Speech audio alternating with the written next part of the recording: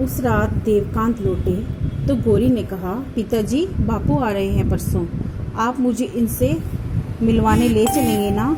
यह सुनते ही देवकांत का चेहरा सफ़ेद पड़ गया। गांधी जी के आने का उन्हें पता भी चल गया था, पर वह अभी उनसे मिलना नहीं चाहते थे। जानते थे पुलिस उनके पीछे पड़ी है। कुछ देर चुप रहकर बोले, अभी नहीं बेटी, कुछ जरूरी काम है। पर बेटी की जिद थी। देवकांत इनकार न कर सके। उन्होंने हामी भर ली। जिस दिन महात्मा गांधी को आना था, सुबह से ही प्लेटफार्म पर भीड़ होने लगी। सभी उनके दर्शन करना चाहते थे। देवकांत भी एक और खड़े थे।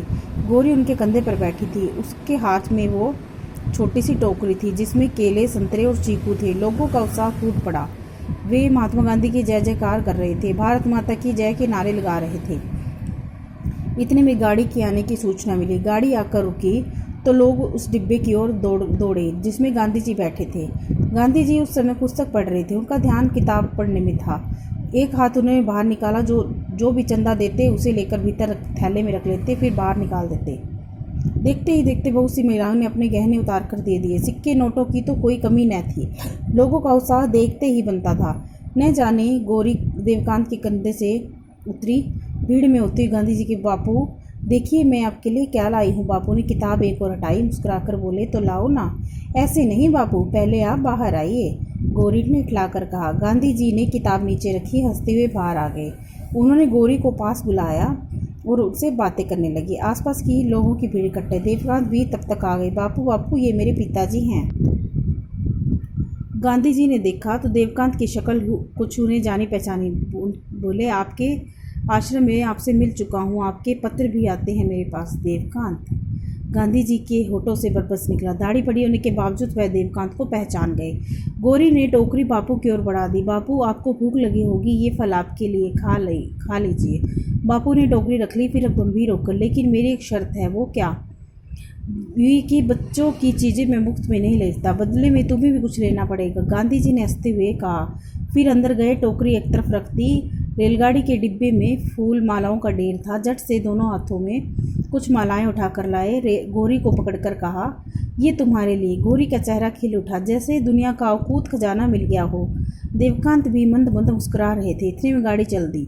देवकांत ने कहा, गौरी ये फूल अनमोल है, संभाल कर रखना। धीरे धीरे भीड़ छटने लगी। गौरी पिताजी की उंगली पकड़कर चल रही थी। अभी वे प्लेटफार्म से उतरे थे कि एकाएक पुलिस के साथ 5-7 सिपाही देवकांत की ओर बढ़े। मिस्टर देवकांत, आपको गिरफ्तार किया जाता है। देवकांत जिस आशंका से घबरा रहे थे वही हुआ। प्लेटफॉर्म पर चप्पे चप्पे सरकार के गुप्तचर थे। जब गांधी जी ने देवकांत का नाम लिया तो सारा भेद खुल गया। देवकांत कैसे बच पाते?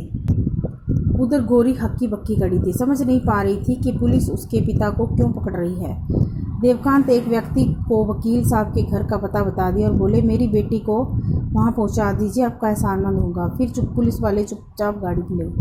गौरी भीगी आंखों से पिताजी को जाते हुए देख रही थी। घर आते ही फूट कर रो पड़ी।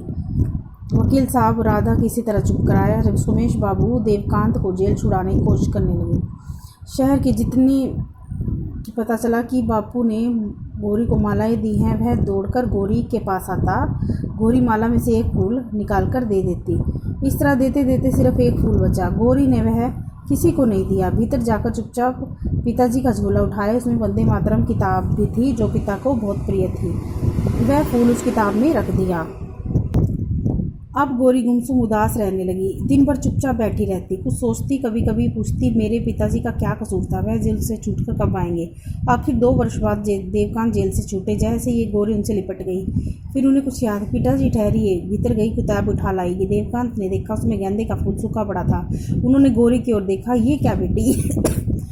गौरी बोली, गांधी जी ने फूल मालाएं दी थी ना, एक एक फूल सब ले गए। एक फूल मैंने बचा लिया आपके लिए। आप भी तो भारत माता की आज़ादी के लिए कष्ट रहे हैं। देवकांत ने गौरी को उठाकर गले लगा लिया। उनकी आंखें छलछला उठी थी।